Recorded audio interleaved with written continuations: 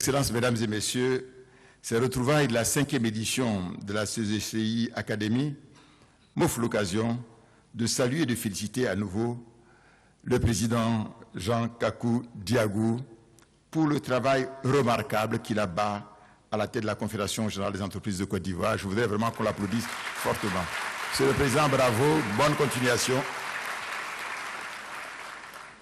Je voudrais également féliciter chaleureusement toute son équipe pour l'important travail accompli au quotidien et pour la qualité de dialogue entretenu avec le gouvernement sur tous les sujets, ainsi afin de contribuer à l'essor d'un secteur privé dynamique et compétitif. Lorsqu'en 2012, vous avez lancé cette plateforme, Monsieur le Président, d'échange, l'initiative a été saluée par tous et particulièrement par le gouvernement. Avec la 5e édition, la CGCI Academy est devenue, comme chacun se rend compte, le rendez-vous économique incontournable du secteur privé en Côte d'Ivoire, mais aussi de la sous-région et voire du continent africain. Permettez-moi également donc de saluer et de remercier les champions nationaux d'autres pays frères d'Afrique qui ont accepté de venir partager leur riche expérience avec leurs frères de Côte d'Ivoire. Je voulais notamment citer et remercier vivement M. Tony Elumelu du Nigeria et M. Chris Kurubi du Kenya. Could I ask you please to stand up and salute all the members here present? I would like you to stand up, please. Thank you, thank you, thank you.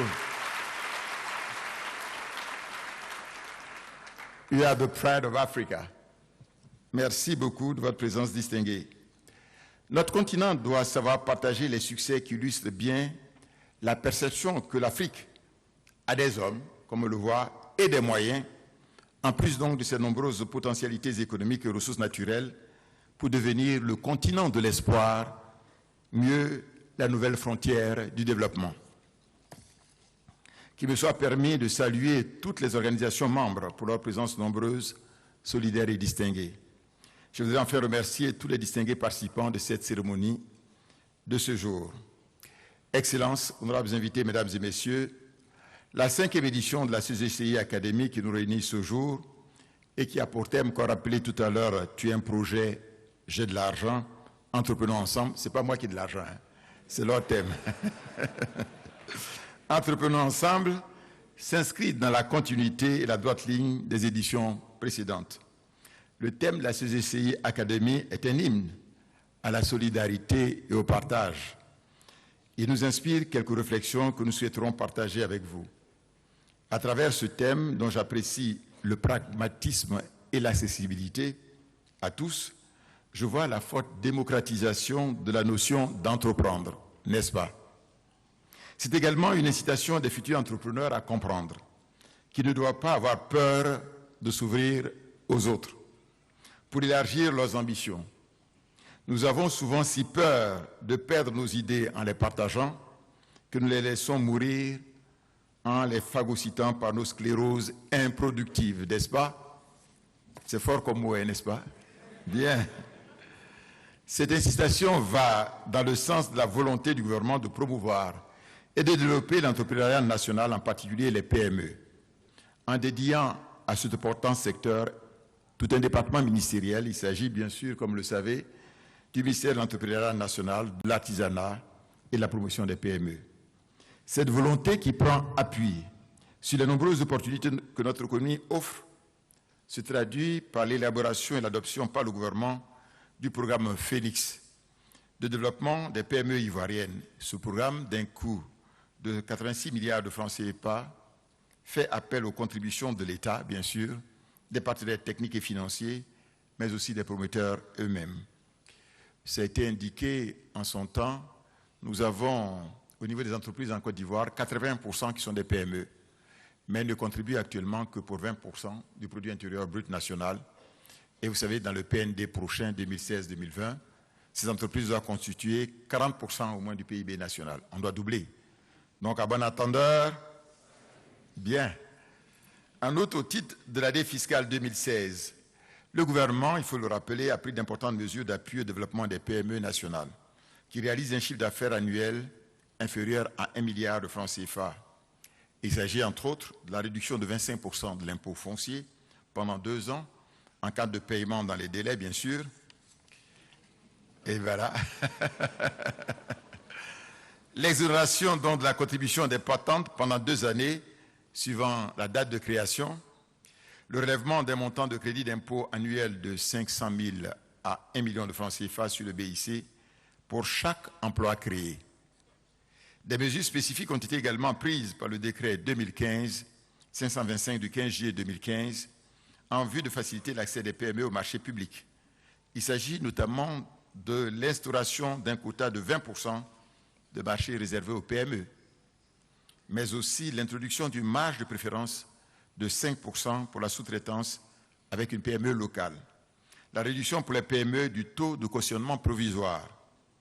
De façon globale, le gouvernement s'est attelé depuis quelques années à un dialogue constructif avec le secteur privé afin de lever ensemble tous les obstacles qui peuvent encore exister dans nos systèmes. Excellences, Mesdames et Messieurs, l'ambition du président de la République, vous le savez, est de faire de la Côte d'Ivoire un pays émergent à l'horizon. Bon, mais nous connaissons tous la leçon, c'est bien. Pour ce faire, le gouvernement a mis en œuvre un plan national de développement, le PND 2012-2015, d'un coût global de 11 000 milliards de francs CFA, environ 22 milliards de dollars, financé à hauteur de 60% par le secteur privé. Et les premiers chiffres qu'on m'a donnés, le secteur privé a financé à hauteur de 62%. Donc bravo pour le secteur privé national et extérieur. Donc pour financer la dynamique en cours, le gouvernement a adopté un nouveau plan national, PND 2016-2020. Ce plan est adossé donc sur un programme d'investissement de 30 000 milliards de francs CFA. Et vous savez donc quelle est la part qu'on a donnée au secteur privé? Non, mais voilà. Bon, mais écoutez, j'aimerais bien. On a dit seulement 62%. Puisqu'on a réalisé 62%, on donne 62% pour le prochain plan. Mais je note que le secteur bancaire, j'ai vu le président tout à l'heure, disons que la PBF d'Irasuba nous dire, mais 80%. Bon, pourquoi pas, puisque le financement va venir de vous. C'est vous qui avez l'argent. Donc, à bon entendeur, bien. Le secteur privé occupe ainsi une place capitale dans la stratégie du gouvernement pour atteindre l'émergence en 2020. L'objectif poursuivi est de consolider son rôle de principal moteur de la croissance économique par la mise en œuvre de profondes réformes structurelles et sectorielles. Il s'agit de rendre l'environnement des affaires plus attractif et plus compétitif pour les investissements privés rentables et porteurs. Ces réformes sont entreprises à travers des programmes internationaux et régionaux tels que le Doing Business de la Banque mondiale, bien sûr, où la Côte d'Ivoire a été classée, vous le savez, 2 fois de suite dans le top 10 mondial, dans le top 10 donc des meilleurs pays réformateurs au monde, mais aussi à travers le MCC, le Millennium Challenge Corporation des États-Unis, où nous avons obtenu le compact après le threshold, mais aussi dans le cadre de l'Open Government Partnership, l'OGP, où la Côte d'Ivoire a été éligible, disons que le 29 octobre 2015 à Mexico, et aussi donc, disons que des réformes communautaires de l'UEMOA et de la CEDEAO. La Côte d'Ivoire dispose de fondamentaux économiques solides, caractérisés par une croissance économique annuelle de 9%, comme signalé tout à l'heure par le ministre de l'Industrie, et cela en moyenne depuis 2012. Mais un taux d'investissement par rapport au PIB de 20%. Mais voilà, thank you, sir. Hello, Melo. Vous voyez, c'est les étrangers qui nous applaudissent sur ça. Un taux d'investissement donc de plus de 20% par rapport au PIB aujourd'hui, des exportations en hausse de 7,6% en 2015, une croissance de 10,6% de la consommation en 2015, un déficit budgétaire public de 2,9% du PIB en 2015 et un ratio d'endettement de 41,3% du produit intérieur brut. Je sais que les jeunes connaissent tous ces dossiers, bon, mais il paraît que la répétition est pédagogique. Notre pays est devenu ainsi une puissance régionale représentant la première économie de l'UEMOA, disposant des marchés l'UEMOA de 100 millions d'habitants, mais aussi, comme rappelé tout à l'heure par le Premier ministre Duval, la deuxième économie en 2016 de la CEDEAO, disposant des marchés, c'est CEDEAO, de plus de 300 millions d'habitants, avec le grand voisin du Nigeria qui compte plus de la moitié de ces 300 millions. Le gouvernement, pour sa part, est activement au travail pour sans cesse améliorer les conditions nécessaires au maintien d'un secteur privé fort, dynamique, avec l'éclosion de jeunes entrepreneurs de métiers, mais aussi de champions nationaux. Excellences, Mesdames et Messieurs, comme vous le savez, les décennies 1960-1980 ont été marquées au niveau de la politique économique sous l'égide du père fondateur, le président Félix Houphouët-Boigny, par la mise en œuvre de stratégies pour soutenir et accompagner l'entrepreneuriat national en Côte d'Ivoire. Vous voyez, ça ne date pas de maintenant, ça date depuis longtemps. Ces politiques ont conduit à la construction, vous savez, de champions nationaux d'alors. Sivomar, on l'a oublié, dans le transport maritime et transit, la SOPIM dans la société, comme société immobilière, la chaîne Cieto dans l'hôtellerie et le tourisme, Mivet dans le domaine vestimentaire, Jean Bilgal dans le négoce, les chaînes PAC et les chaînes avions dans la grande distribution. Malheureusement, pour de multiples raisons, je ne vais pas entrer dedans, nombreux de ces fleurons de notre économie ont échoué sur les rives des temps et dans le contexte d'ajustement structurel auquel notre pays était mal préparé donc à l'époque. Mais les choses changent et des temps nouveaux sont là. La démarche conjointe gouvernement-secteur privé, en réponse à l'invite du président de la République, son Excellence M. Alassane Ouattara, de créer les conditions de l'émergence des champions nationaux, donc cette démarche est, soulignons-le, légitime. En effet, une étude sur la compétitivité menée par les chercheurs Roger Martin, James Milway, pour l'Institut canadien pour la compétitivité et la prospérité, démontre que les entreprises naissantes de 5 secteurs ont besoin d'aide afin de rivaliser avec les entreprises présentes sur le marché qui, elles, bénéficient d'économies d'échelle. N'est-ce pas, M. Diagou? Bon, c'est ce que vous disiez. Vous voyez que nous partageons ce point de vue. Tout en préservant, il faut le souligner, les règles de libre concurrence, la flexibilité s'impose à travers un dialogue continu permettant de partager les contraintes et de proposer des mesures interactives aussi rapidement que nécessaire. Mesdames et Messieurs, depuis son avènement à la tête de notre pays, le président Alassane Ouattara n'arrête pas de nous insuffler sa passion pour l'entreprise et son ambition de soutenir l'émergence de champions nationaux dans tous les secteurs d'activité. Cet engagement a été fort heureusement matérialisé par la Confédération générale des entreprises de Côte d'Ivoire, par la mise en place, comme souligné tout à l'heure par le président Diagou, d'un groupe de réflexion pluridisciplinaire dont la mission a été l'élaboration d'une stratégie et d'un plan d'action pour l'émergence des champions nationaux. C'est l'occasion ici de féliciter tous les membres de cette task force qui, dans une approche collaborative, gouvernement et secteur privé, ont réalisé, je dois le souligner, un excellent travail. C'est sur ces mots que je déclare ouvert, au nom du président de la République, son Excellence M. Alassane Ouattara, la 5e édition de la CGCI Academy. Je vous remercie de votre aimable attention. Merci. Chers téléspectateurs, vous êtes de retour sur le plateau d'Africa 24 en direct d'Abidjan, en Côte d'Ivoire, où se déroule la 5e édition des CGECI Academy. Nous sommes en compagnie du Premier ministre de Maurice, Xavier-Luc Duval. Soyez le bienvenu sur ce plateau. Merci, madame.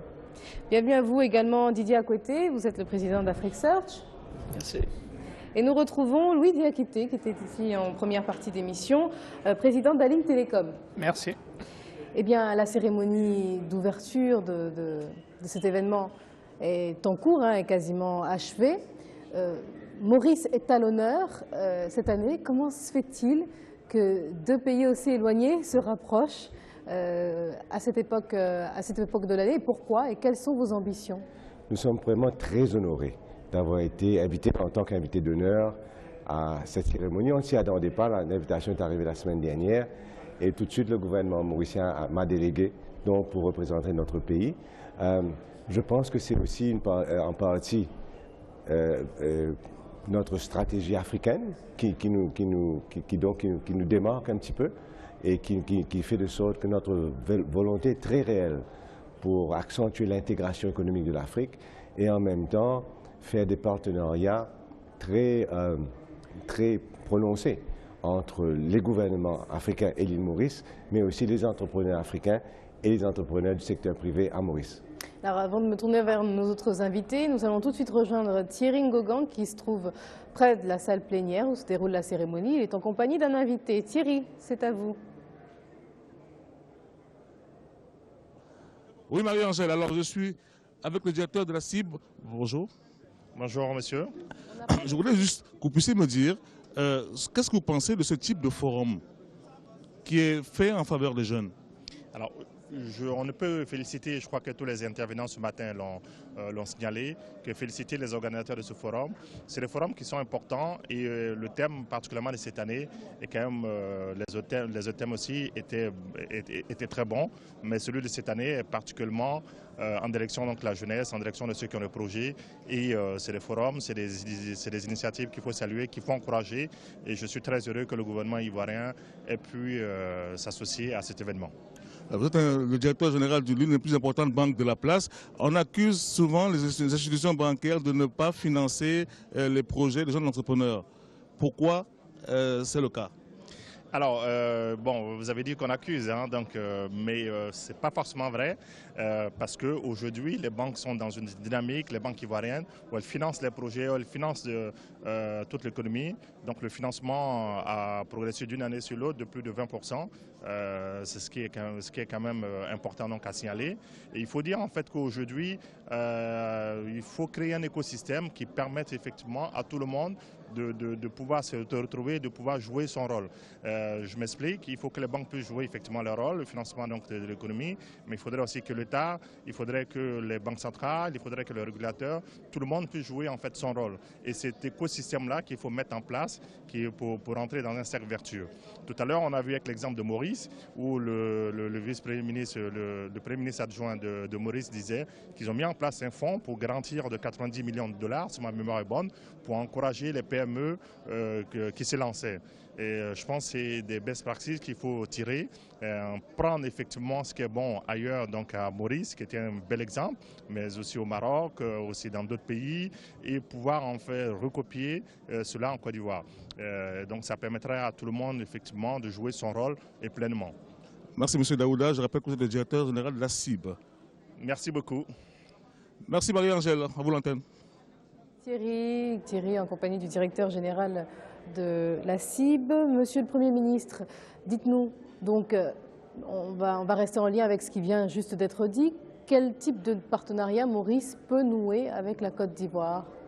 Nous avons, la Côte d'Ivoire étant maintenant la deuxième économie de la région, l'île Maurice a tout à gagner à donc s'intéresser de plus en plus avec la Côte d'Ivoire, mais nous avons surtout l'envie de partager ce que nous avons créé à Maurice et bien sûr offrir des possibilités d'investissement à nos industries pour ici, mais aussi que ce soit réciproque. Nous avons aussi beaucoup besoin, comme tout le monde, de l'investissement direct étranger et il y a beaucoup d'argent en Afrique et nous sommes très intéressés à encourager les compagnies africaines à investir chez nous ou dans la région de l'Est. Et quel type d'entreprise, d'industrie pourrait s'implanter, mauricienne pourrait s'implanter en Côte d'Ivoire? Nous sommes bien connus pour le tourisme haut de gamme, par exemple. Je suis moi-même ministre du Tourisme et donc nous sommes implantés au Maroc, par exemple, et même en Chine.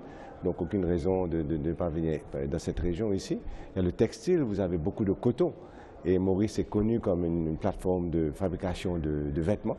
Donc, bien sûr, nous importons le coton du Pakistan, etc. Mais pourquoi pas venir ici? En plus, vous êtes très proche de l'Amérique. Il y a ça, il y a les services financiers. Maurice gère, sous administration en tout cas, plus de 600 milliards de dollars. Et donc, une partie de ces fonds pourrait, bien sûr, s'intéresser à cette région. Et donc, amener, c'est justement le forum concerne le financement des projets. Et donc, ça pourrait bien servir pour ça. Monsieur Akouete, lorsqu'on voit que les cadres de la CGECI invitent les représentants de Maurice pour venir en Côte d'Ivoire, pour leur montrer ce que représente la Côte d'Ivoire, qu'est-ce qu'on se dit? Est-ce qu'on a l'impression que Maurice peut apporter quelque chose à la Côte d'Ivoire? Maurice qui est cité régulièrement en exemple. Hein. On se dit que le commerce et l'investissement intra-africain se développent. Parce que vous savez qu'aujourd'hui, à peine 12% du commerce africain intégré, contrairement à d'autres régions comme l'Asie, on est sur du 40 à 50%. Et la question qu'on se pose toujours, pourquoi est-ce que l'Afrique ne commerce pas entre elle plus activement, et des co-investissements, des projets partagés beaucoup plus nombreux. Et je crois que l'exemple de la Côte d'Ivoire et de Maurice, si elle se concrétise, en tout cas si ce partenariat se concrétise, serait une excellente démonstration qu'on peut être à l'ouest et aller plein sud pour faire des investissements croisés. Merci à vous également, Monsieur le Premier ministre.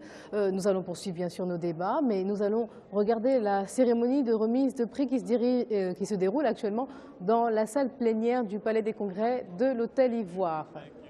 Docteur Christ Kirubi et Monsieur Tony Elumelu sont des champions qui inspirent les entrepreneurs africains à faire en sorte que nous ayons de plus en plus de champions qui puissent faire que l'Afrique puisse se développer, accélérer son développement d'une manière inclusive. Donc ce sont des figures emblématiques qui symbolisent l'ensemble des champions dans notre continent et qui permettent et qui donnent envie à tous ceux qui entreprennent de faire en sorte de réussir dans leurs activités et de faire que l'Afrique ait des entreprises qui puissent rivaliser comme les autres entreprises sur le plan mondial. Donc c'est en cela que on voulait donner donc ces prix, ces petits présents symboliques à ces deux personnalités. D'abord le docteur Christ Kirubi et ensuite monsieur Tony Elumelu. Merci. Merci, Monsieur le Président. C'est lourd, hein? Monsieur, mettez-vous de profil tous les deux pour la photo, Monsieur le Président. Très bien. Attendez, je vais...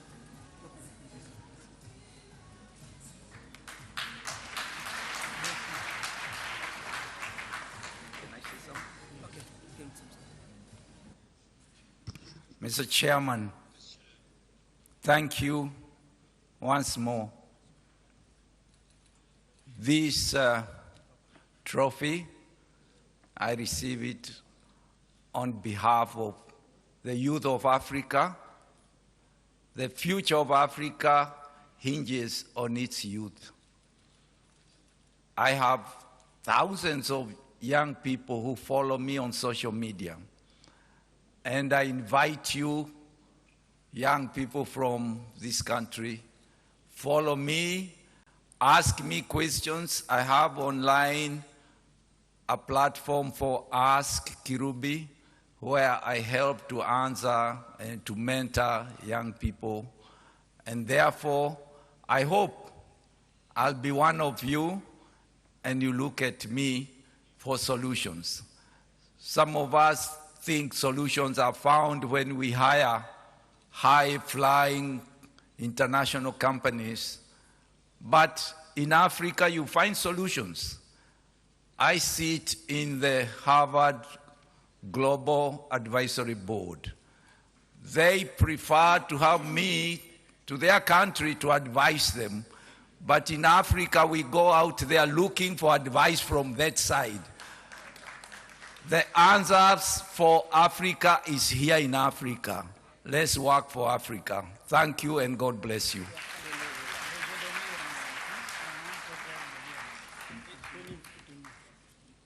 Est-ce qu'on refait le ministre? Comme le ministre est là, je vais lui passer je vais lui faire la passe. Il va donc remettre le prix à M. Elumelu. Comme vous le constatez, on a choisi un champion de l'Afrique de l'Est et un champion de l'Afrique de l'Ouest. Pour montrer que l'Afrique est une et que si dans toutes les contrées de l'Afrique nous avions autant de champions, l'Afrique serait développée. Monsieur le ministre, je vous laisse maintenant remettre à monsieur Tony Elumelu.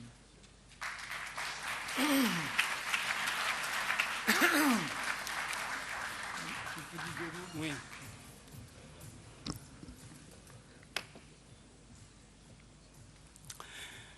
To my very good friend Tony, mon ami Tony, toutes mes félicitations. Je crois que nous avons tous entendu ton intervention. On a apprécié d'abord le succès de ton entreprise, les performances de ta banque, qui est aujourd'hui devenue, c'est plus un champion national, c'est un champion international, puisque vous êtes aujourd'hui dans plus de, je crois, 19 pays, pratiquement, dont la Côte d'Ivoire. Et donc, c'est vraiment une performance à saluer et je voudrais vraiment vous féliciter. Mais surtout, ce que nous avons retenu, c'est ce que vous faites pour les jeunes du continent africain. C'est, comme vous l'avez dit, la différence entre être un winner et puis être un champion. À l'image de l'exemple de Bill Gates et l'exemple de Mohamed Ali que vous avez pris. En tout cas, toutes mes félicitations et c'est un grand honneur, un grand plaisir au nom de la CGC, tous les membres du conseil d'administration de la CGC, le président de la CGC. C'est un honneur de vous remettre ce prix, ce trophée qui est tout à fait mérité. Et donc, je sais que vous le mettrez quelque part où ce sera très visible dans votre bureau. Toutes mes félicitations.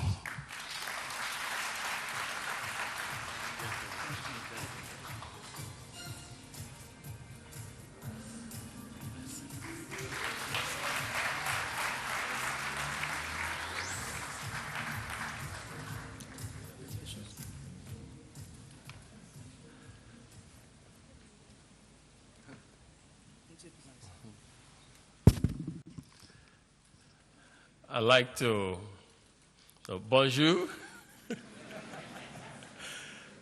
I'd like to thank the chair and the honored minister for this award and recognition. I'd like to dedicate this to two categories of Africans. First, I'd like to dedicate this award to the young African men and women who toil day and night with me at all our businesses that make it possible for us to succeed. And if you're here, stand up and if you can't come to say, stand up and be recognized too. Thank you, thank you, thank you. This award goes to you all. Thanks, Felicita. And the second category of Africans are the 2,000 Tony Elumelu entrepreneurs we have across Africa. I say this should be an inspiration to you all that you can be a winner. You're already on the path to becoming winners and should even go beyond being a winner to being actually champions, African champions. African needs champions to help us develop. And I'm sure that with the right environment being created and with the support you get from the Tony Elumelu Foundation and others, and with your determination and commitment to succeed, you will succeed, and your success will be Africa's success. So I say thank you to the entrepreneur, thank you to my colleagues, and thank you to the organizers. Africa 24 en direct d'Abidjan dans le cadre de la 5e édition d'un forum qui est organisé par la CGECI en Côte d'Ivoire, la CGECI Academy. Nous recevons un invité majeur de cet événement puisqu'il s'agit d'un invité qui a reçu un prix. En l'occurrence, Tony Elumelu, le président de Air Holdings, de UBA, de la fondation Tony Elumelu. Welcome, glad to have you here. Thank you. Alors, chers téléspectateurs, cette interview se déroulera en langue anglaise, car bien évidemment, notre invité s'exprime dans la langue de Shakespeare.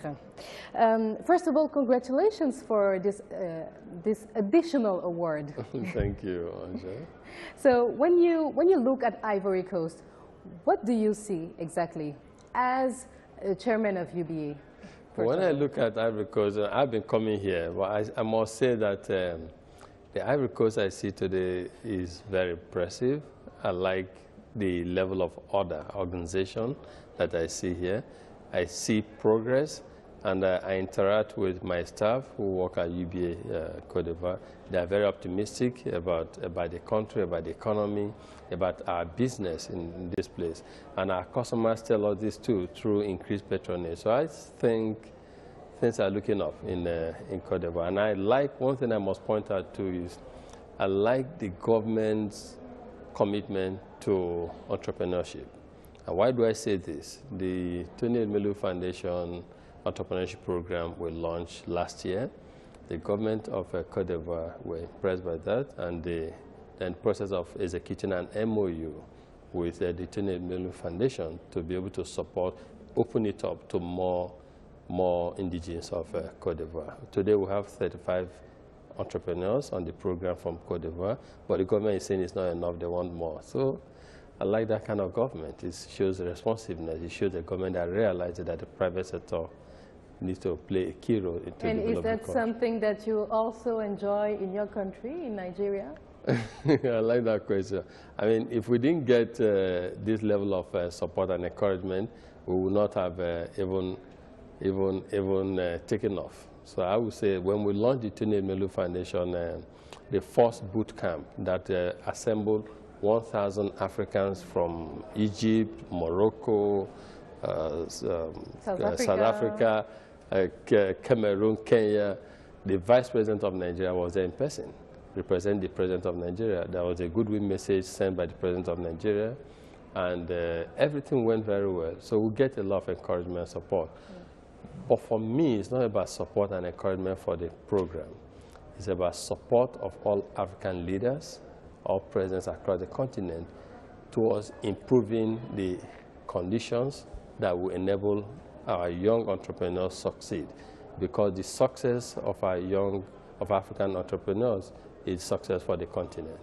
And as the chairman of Harris Holding, do you really consider Ivory Coast as a land of opportunities compared to Nigeria, for example, the biggest economy of the whole continent? Nigeria is clearly the biggest economy on the continent, but you must realize that for so many reasons, you need to, we have to be here. And I see a lot of economic opportunities in this place.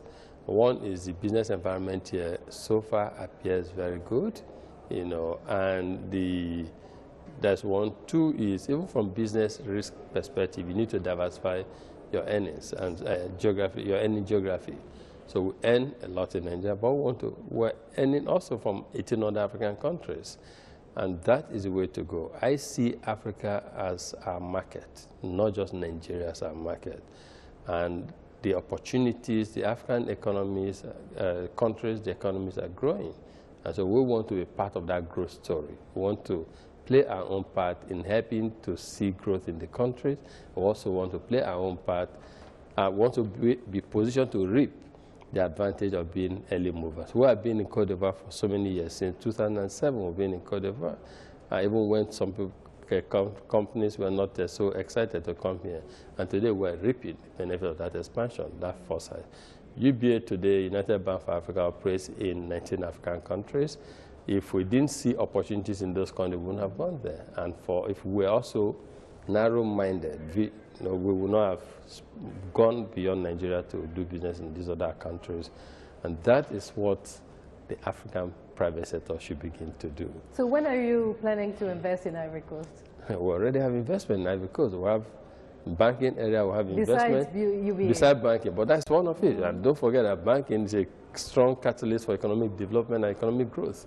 And also the Tony Elumelu Foundation will have 35 entrepreneurs that we are funding freely, and supporting the training, mentoring, so that they become the future Tony Elumelus of Côte d'Ivoire. So the truth is, I see a lot of opportunities, and we will do more because we are welcomed in this country. The Prime Minister and I were discussing about the economic integration of Africa, and we're saying that you cannot integrate Africa without transportation.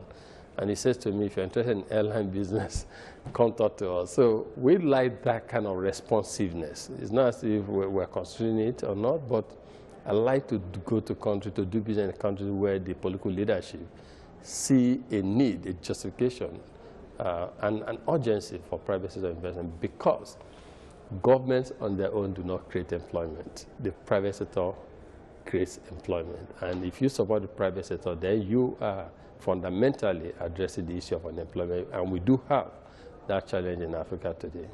Do you know successful entrepreneurs in Ivory Coast, for example? I think we just finished a panel conversation, and someone said they don't have many business champions in Cote d'Ivoire, but I said, no, I think they do have. You see, every country has its own growth model. You might have the middle class that is very strong. That on its own is a growth style. That can also lead to significant economic opportunities and development, and I see a lot of that in this country. And it depends on what you mean by successful business people. I see a lot of successful business people. I interact with some of them. Young entrepreneurs and experienced ones are watching us today, and some of them would like to know you more, to know how you became so successful. So I have a few quick questions for you to be answered also quickly. Okay. Do you work more or less than 8 hours a day? Look at my eyes. What does it tell you? I slept, I think I went to bed about 2 a.m. this morning, and when I was going to bed, I sent a note to one of my colleagues, Bola Atta, and I said, Bola, wake me up at 7 o'clock, because I knew I had a 7:30 a.m. meeting this morning. So we work hard. But let me use this medium to talk to African youth. The one sure way to success is through hard work. Today, you see the younger generation tell you don't need to work hard, you don't need to work smart. No, you need to do both. Exactly. Do you expect your staff to work as hard as you do? For me, one of our core values, the name of our holding company, our parent company, is Els Holdings. H in Els Holdings. So Els is an acronym for our values. The H there is for hard work. So I work hard, and I expect people around me to also work hard. But we also know where to draw the line. But hard work is so important for success in business. Hard work is important for winning. Hard work is important for championship. Hard work is good. Like we're talking of the development of Africa, and we're saying entrepreneurs have a key role to play. And I say to the Tony Elumelu entrepreneurs and African entrepreneurs, I say, your ideas can transform Africa. These ideas are nothing if you cannot translate the ideas to action. And the process of translating ideas to action requires a lot of energy, a lot of hard work, a lot of sacrifice, a lot of discipline. That must happen. It cannot happen on a platter of gold. Young Africans should realize that they cannot grow, they cannot succeed if they don't work hard, if they don't make sacrifices, if they are not disciplined, they can't achieve it. So they need a lot of energy. So do you believe that working with like younger staff under 40 years old, for example, is more productive? No, I have people who work with 60, and they're extremely hardworking. And they're very, very, I mean, they're work class. I also have the younger ones who are energetic and very intelligent and very hardworking. What we need is a mix. You need the young ones to learn from the older ones, because you see a lot more organization, a lot more discipline in older ones. You also need the old ones to learn what's happening in the current world. Today, I'm on Twitter, Tony Elumelu, my handle, and I'm on Instagram, I'm on Facebook, I'm on LinkedIn, because of the young people I work with. I recall before I went. Are you, or is your team? No, I am. You are? Definitely nothing good. I, Tony Elumelu, I'm on Instagram, and I'm on Twitter. And I respond to my messages, I tweet, etc. Like I'm going to this interview. And the last question. Yes. When you have a major decision to make, do you consult other people around you, or do you follow your instinct? So let's say that people who work with me know this, and I will send you a book on a Power of Vision, a book, an anthology, so to speak, on me and my practices and what I do and how I do them. And also the Tony Elumelu Entrepreneur, the 1,000 every year entrepreneurs, Tony Elumelu entrepreneurs who are across Africa. We put them through a 12-week training program. And one of the models, one of the things we train them on is what we call the TOE way. The TOE way is my initial, how I have succeeded in business, so that hopefully they too can practice it. One of the things we teach there is business decision making, how I make decisions by consultation. I'll put something on the table and we discuss it. But my colleagues also know that the fact that I put something on the table and we discuss does not necessarily mean that what you say I should do, I will do. Because I also have my own basic intelligence to listen to the emotion. I also have experience I've gathered over the years doing business to know what I think is right and not right. So I listen, I must put everything on the table, and most times I will say that we'll make collective decisions. And that is why in our group, when we make decisions, everyone keys into it, because as much as possible is usually made collectively. And that also is what I commend to people who want to do business. Thank you, Tony Elumulum, for answering these questions. Thank you.